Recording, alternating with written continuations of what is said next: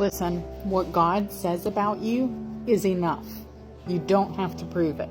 If God says that you're an overcomer, you don't have to prove it by trying to conquer any and everything in your path.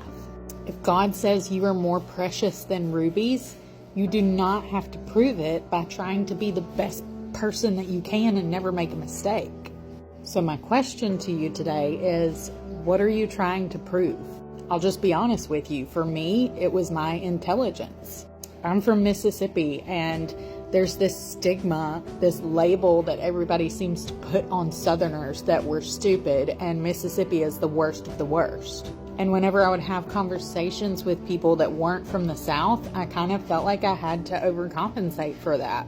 But to quote one of the best lines from Sweet Home Alabama, honey, just 'cause I talk slow don't mean I'm stupid. And not only that, but in my own little corner of the world, I came from a family that was full of athletic and impressive people.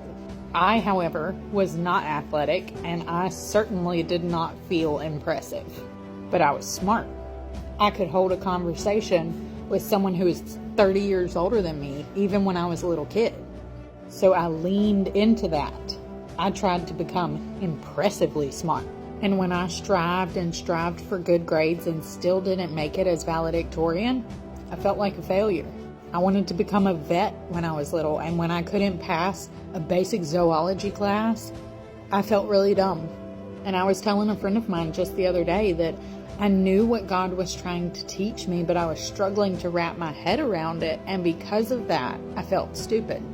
Of course, she assured me that I wasn't stupid, and a few days later, she sent me a sermon that was talking about how what God says about you is enough, and you don't have to prove it.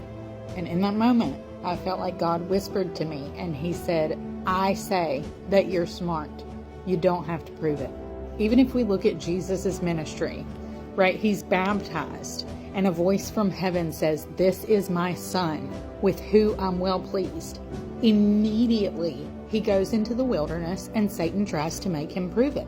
He says, if you're the Son of God, then you can call angels to save you. If you're the Son of God, then you can turn this rock into a piece of bread and eat it.